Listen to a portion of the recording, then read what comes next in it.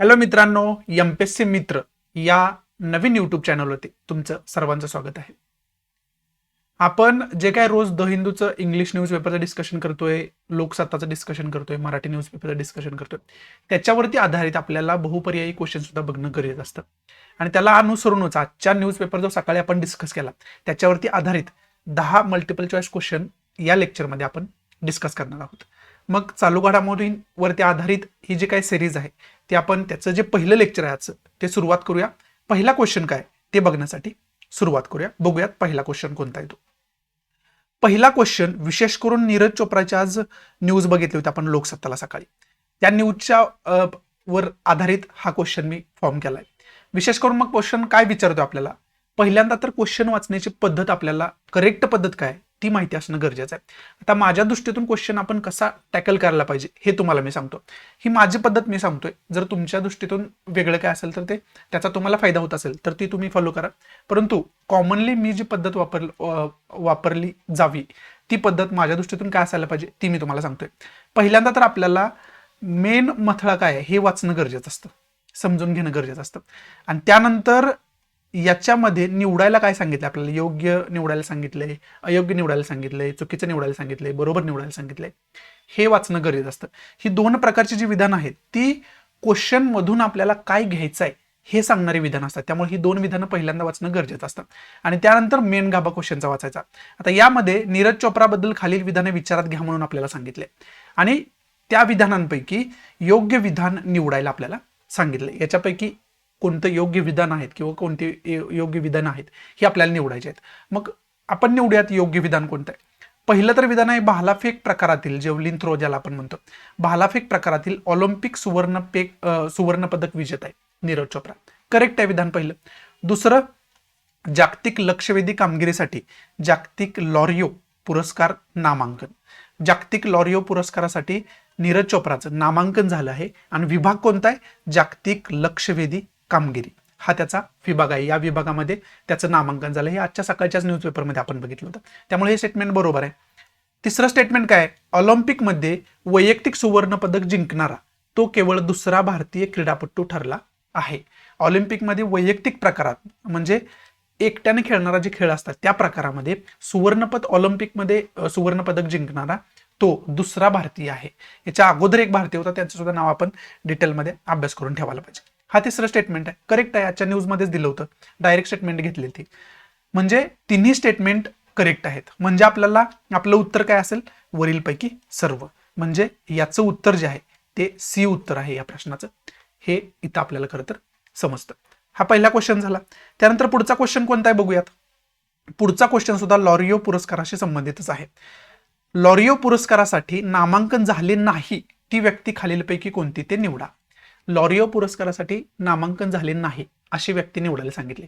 त्याच न्यूजमध्ये, लोकसत्ताच्याच न्यूजमध्ये नीरज चोप्रा संबंधित आपल्याला सांगितलं होतं की नीरज चोप्राच्या व्यतिरिक्त नीरज चोप्राच्या अगोदर 2 व्यक्तींचं नामांकन झालं होतं. त्याच्यामध्ये विनेश फोगट आणि सचिन तेंडुलकर या 2 व्यक्ती त्या न्यूजमध्ये दिल्या होत्या. आणि आता नामांकन कोणाचं झालंय, नीरज चोप्राचं झालंय. मग आपल्याला लॉरिओ पुरस्कारासाठी नामांकन झाले नाही अशी व्यक्ती निवडायची.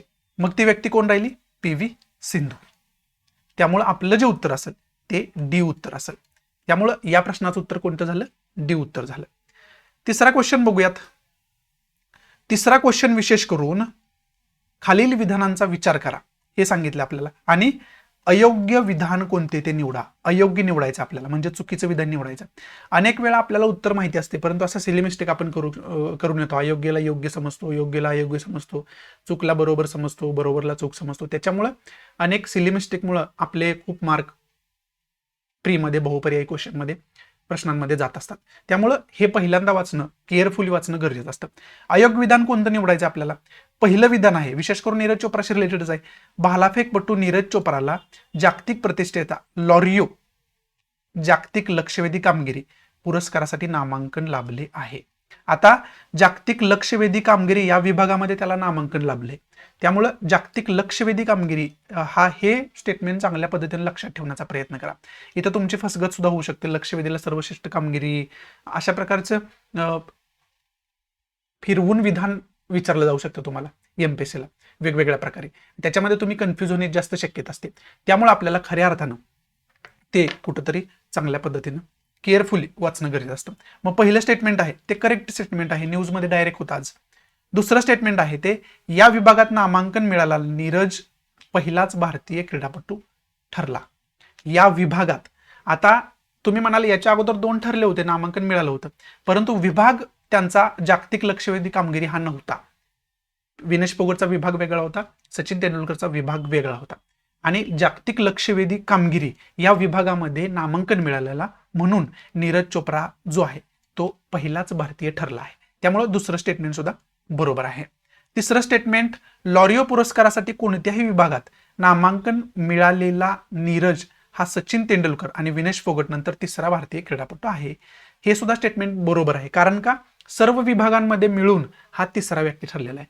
बाकी इतर 2 विभागांमध्ये विनेश फोगट वेगवेगळ्या विभागांमध्ये विनेश फोगट आणि सचिन तेंडुलकर यांना नामांकन मिळालं होतं आणि आता नीरज चोप्राला एका नवीन विभागामध्ये नामांकन मिळाले. त्याच्यामुळं सगळ्या विभागांचा जर विचार केला तर भारतीय म्हटलं तर नीरज चोप्रा हा तिसरा ठरतो. त्याच्यामुळं खऱ्या अर्थानं तिसरं स्टेटमेंट सुद्धा बरोबर आहे. इथं एका विभागात विचारलं नाही, दुसऱ्या स्टेटमेंटमध्ये त्या विभागात विचारले, या विभागात म्हणजे कोणत्या जागतिक लक्षवेधी विभागात. त्यामुळे दुसरं स्टेटमेंट बरोबर आहे, कारण त्या विभागात फक्त नीरज चोप्राला नामांकन मिळाले. आणि तिसरं स्टेटमेंट काय तर कोणत्याही विभागात म्हणले म्हणजे सगळे विभाग आले त्याच्यामध्ये, मग त्याच्यामध्ये तो तिसरा आहे. त्यामुळं तिन्ही स्टेटमेंट बरोबर आहेत. म्हणजेच अयोग्य स्टेटमेंट आपल्याला शोधायचं आहे. म्हणजे अयोग्य स्टेटमेंट म्हणजे चुकीचं स्टेटमेंट वरीलपैकी कोणतं आहे का, तर वरीलपैकी कोणतंही स्टेटमेंट चुकीचं नाही. त्यामुळं कोणतेच नाही म्हणजे आपला आन्सर काय येणार आहे, डी आन्सर येणार आहे. त्यामुळं तिसऱ्याचं उत्तर जे आहे ते डी उत्तर असलेलं आपल्याला पाहावयास मिळते. पुढचा क्वेश्चन बघूया कोणता आहे. पुढचा क्वेश्चन सेबीसी रिलेटेड. आता security and exchange board of India विषयी आज आपण न्यूज बघितली होती. त्याच्याच रिलेटेड नियमावली गव्हर्नमेंट बदलते त्याच्याशी संबंधित न्यूज होती. मग त्या न्यूजमध्ये आपण सेबीसी रिलेटेड विकिपीडियाच्या माध्यमातून इन्फॉर्मेशन बघण्याचा प्रयत्न केला. ते टोटल तुम्हाला डिस्कशन करून मी सांगितलं होतं. मग याच्यामध्ये सेबीसी रिलेटेड काय विचारले आपल्याला, तर सेबी विषयी कोणते विधान अयोग्य आहे हे विचारले आपल्याला. अयोग्य शोधायचं आहे हे लक्षात ठेवा, याला अंडरलाईनच करायचं ज्यावेळेस तुम्ही क्वेश्चन सोडवता त्यावेळेस. अयोग्य शोधायचं आहे म्हणजे चुकीचं शोधायचं आहे. बघूयात मग.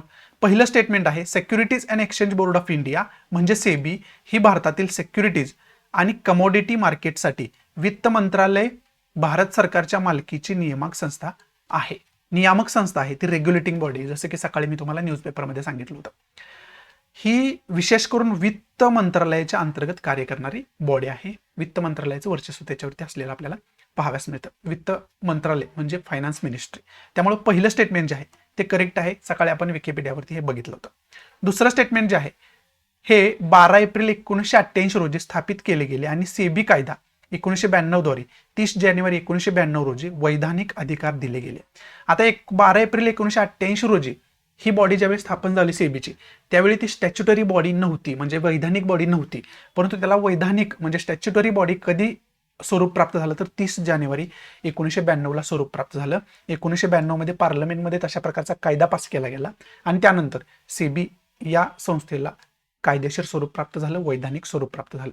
कोणत्याही ऑर्गनायझेशनला, संस्थेला, बॉडीला कोणत्याही वैधानिक स्वरूप जर प्राप्त करायचं असेल, स्टॅच्युटरी स्वरूप जर द्यायचं असेल त्याला, तर त्याच्याशी संबंधित पार्लमेंटमध्ये कायदा पास करावा लागतो. आता कायदेशीर म्हणजे वैधानिक बॉडी कशाला म्हणायचं, ज्या बॉडीची स्थापना कायदा निर्माण करून झालेली आहे त्याला आपण स्टॅच्युटरी बॉडी असं म्हणतो. आता 2 महत्त्वाच्या बॉडी आहेत, एक तर वैधानिक बॉडी असते आणि दुसरी कॉन्स्टिट्युशनल बॉडी असते, घटनात्मक बॉडी असते. मग याच्यामध्ये फरक काय आहे वैधानिक बॉडीमध्ये म्हणजे कायदेशीर बॉडी आणि कॉन्स्टिट्युशनल म्हणजे घटनात्मक बॉडी, या दोन्हींमध्ये फरक काय आहे. वैधानिक बॉडी ही नवीन कायदा निर्माण करून स्थापन केलेली असते आणि कॉन्स्टिट्युशनल बॉडी जी आहे, घटनात्मक बॉडी जी आहे त्याची तरतूद ऑलरेडी घटनेमध्ये असते. जसं की UPSC तुम्ही बघताय, युनियन पब्लिक सर्व्हिस कमिशन, ही कॉन्स्टिट्युशनल बॉडी आहे. कॉन्स्टिट्यूशनमध्येच तशा प्रकारची तरतूद केलेली आपल्याला पाहाव्यास मिळते. समजते, त्याला आपण वैधानिक बॉडी म्हणत नाही. जर नवीन कायदा, घटना निर्माण झाल्यानंतर नवीन कायदा करून एखादी बॉडी स्थापन केली असेल तर ती स्टॅच्युटरी बॉडी झाली, वैधानिक बॉडी झाली. परंतु घटनेमध्येच मुळात त्याची तरतूद असेल तर त्याला घटनात्मक बॉडी असं म्हणतात. हा फरक सुद्धा आपल्याला माहिती असणं कुठेतरी गरजेचं आहे. म्हणजे दुसरं स्टेटमेंट जे आहे ते सुद्धा बरोबर आहे, विकिपीडियावरती हे आपण बघू शकतात. तिसरं स्टेटमेंट जे आहे ते 30 जानेवारी 1992 रोजी ही एक स्वायत्त संस्था बनली आणि भारतीय संसदेने सेबी कायदा 1992 मंजूर केल्याने तिला वैधानिक अधिकार प्रदान करण्यात आले, जसं की मी तुम्हाला आता सांगितलं. आणि याच्यातलं डेट वगैरे बरोबर आहेत, विकिपीडियावरती तुम्ही बघू शकता. म्हणून तिसरं सुद्धा स्टेटमेंट बरोबर आहे. तिन्ही स्टेटमेंट बरोबर आहेत. मग आपल्याला शोधायचं काय? अयोग्य, चुकीचं स्टेटमेंट शोधायचं आहे. म्हणजे तिन्हीपैकी एकही चुकीचं नाही, त्यामुळं वरीलपैकी एकही नाही हे उत्तर आपलं याचं असू शकतं. म्हणजे उत्तर याचं काय आहे? डी हे उत्तर आहे. पुढचा क्वेश्चन कोणता आहे बघूयात. पुढचा क्वेश्चन विंदा करंदीकर जीवनगौरव पुरस्काराशी रिलेटेड आहे, जे की सकाळीच आपण लोकसत्ताला डिस्कस केलं होतं डिटेलमध्ये. मग आता खालील विधाने विचारात घ्या म्हटले आणि योग्य विधान निवडा म्हटले. काय कोणतं विधान निवडायला सांगितलं? योग्य म्हणजे बरोबर विधान कोणतं आहे हे निवडायचं आपल्याला. पहिलं स्टेटमेंट बघूया मग. विंदा करंदीकर जीवनगौरव पुरस्कार हा महाराष्ट्र शासनाच्या मराठी भाषा विभागातर्फे दरवर्षी दिला जाणारा जीवनगौरव पुरस्कार आहे. करेक्ट स्टेटमेंट आहे, सकाळी पण बघितले आपण. मराठी भाषा विभागातर्फे दिला जातोय, महाराष्ट्र शासनाचा पुरस्कार आहे.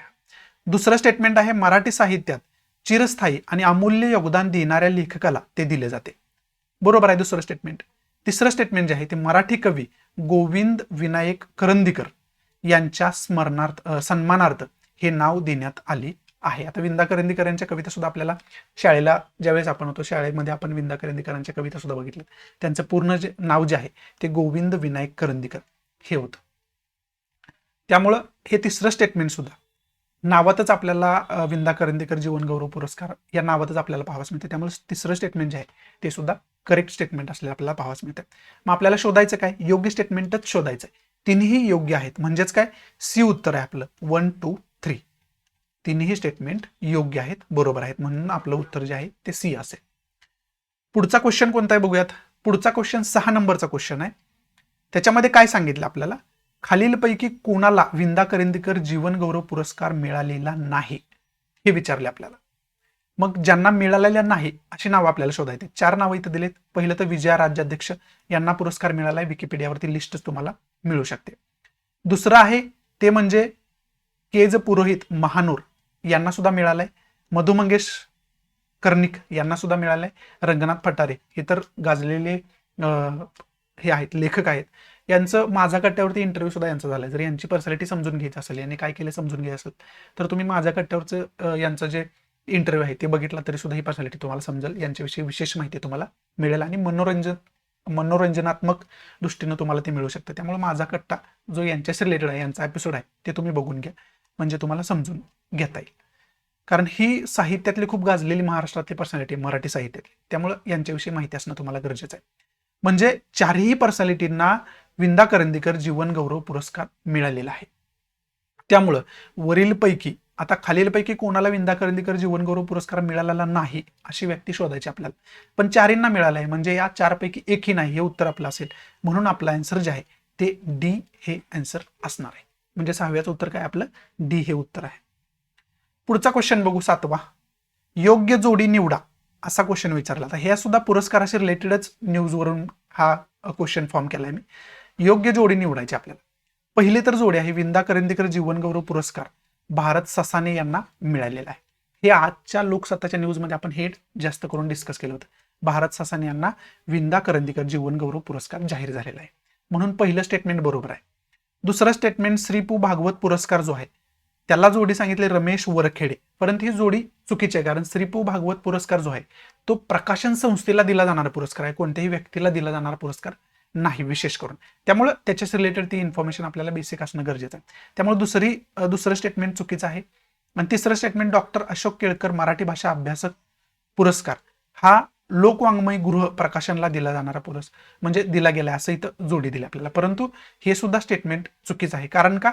डॉक्टर अशोक केळकर मराठी भाषा अभ्यास पुरस्कार जो आहे तो रमेश वरखडे यांना दिलाय आणि श्री पु भागवत पुरस्कार जो आहे तो लोकवाङ्मय गृह प्रकाशन संस्थेला दिला गेलाय. त्यामुळे इथं फक्त मी थोडंसं कन्फ्युजन करायचा प्रयत्न केला होता. अशा प्रकारचं कन्फ्युजन आयोग वारंवार करायचा प्रयत्न करते एक्झाममध्ये. त्यामुळे तशा पद्धतीने हा क्वेश्चन मी फॉर्म केला होता. म्हणजे याच्यातली योग्य जोडी कोणती? तर फक्त एक ही योग्य जोडी. 2 आणि 3 ह्या 2 जोड्या चुकवलेल्या आहेत. म्हणजे श्री पु भागवत पुरस्कार लोकवाङ्मय गृह प्रकाशनला दिला गेलाय आणि डॉक्टर अशोक केळकर मराठी भाषा अभ्यास पुरस्कार हे रमेश वरखेडे यांना दिला गेलाय. त्यामुळे आपलं उत्तर योग्य जोडी कोणती? फक्त एक. म्हणजे आपलं उत्तर काय असणार आहे? ए हे आपलं उत्तर असणार आहे. पुढचा क्वेश्चन बघूया.